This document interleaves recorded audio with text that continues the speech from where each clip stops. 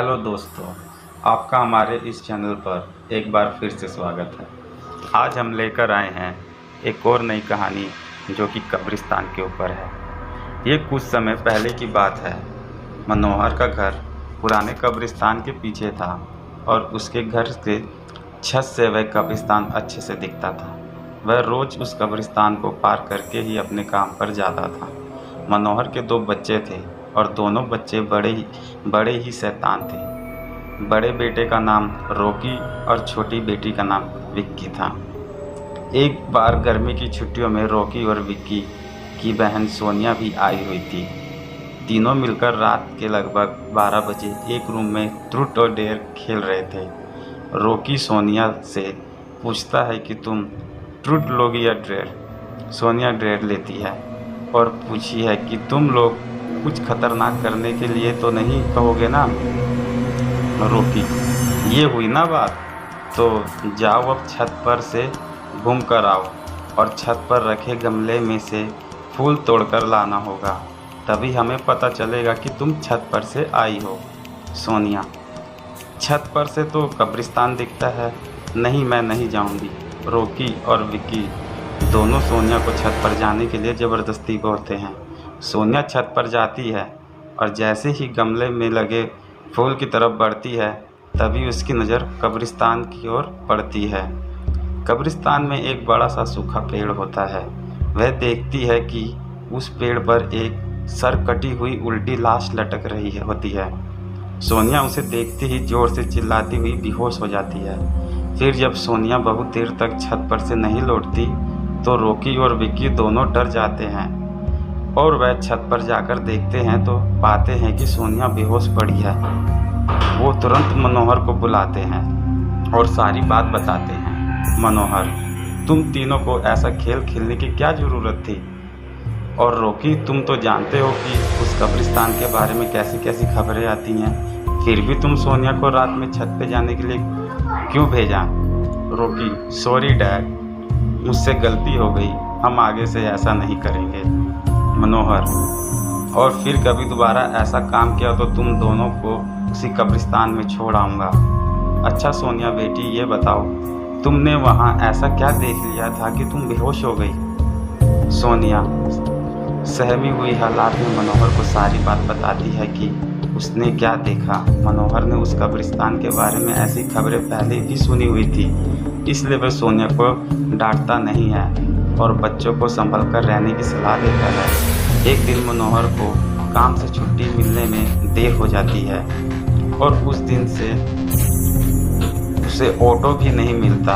वह पैदल ही घर की ओर चल पड़ता है। इधर विक्की और रॉकी दोनों आपस में बात करते हैं। रॉकी, विक्की तुम्हें क्या लगता है, सोनिया ने जो कहा वो सच है? मुझे तो लगता है कि वो सिर्फ बातें बना रही है, वो उसका भ्रम होगा। विक्की, अरे नहीं भाई, तुमने उसकी हालत देखी नहीं, एक दिन भी और यहाँ रुकने को तैयार नहीं हुई। मुझे तो लगता है कि उसने सच में कुछ देखा होगा। रॉकी, चलो हम कब्रिस्तान जाकर खुद ही देख लेते हैं। विक्की, अरे भाई तुम पागल तो नहीं हो गए हो? मुझे अपनी जान बहुत प्यारी है, मैं कहीं नहीं जाऊंगा और तुम भी नहीं जाओगे।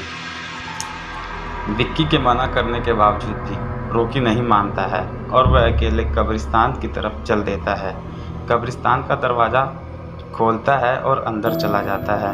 वह उस पेड़ की ओर भी देखता है जिस पर सोनिया को सर कटी हुई उल्टी लाश दिखी थी। रॉकी खड़े होकर उस पेड़ की ओर देखता है, तभी एक अदृश्य हाथ उसके पैरों को पकड़ लेते हैं। रॉकी डर जाता है और जोरों से चिल्लाने लगता है, बचाओ बचाओ, छोड़ दो मुझे, मुझसे गलती हो गई, मैं फिर कभी यहाँ दोबारा नहीं आऊँगा। दूसरे कोने पर एक कब्र होती है जो कि खुली हुई होती है, उसके ऊपर खून लगा हुआ होता है।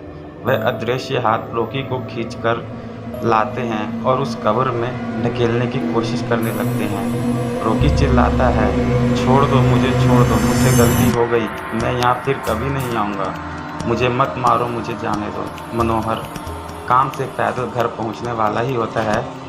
जैसे ही वह कब्रिस्तान से गुजरता है उसे रॉकी की आवाज़ सुनाई देती है।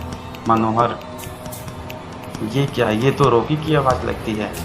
ये तो कब्रिस्तान से आ रही है, मुझे जाकर देखना चाहिए। मनोहर कब्रिस्तान के चारों ओर देखता है लेकिन रॉकी कहीं नहीं दिखाई देता। वह घर लौटकर आ जाता है और विक्की से पूछता है, रॉकी कहाँ है? विक्की, पापा मेरे बार बार मना करने के बावजूद भी रॉकी कब्रिस्तान चला गया।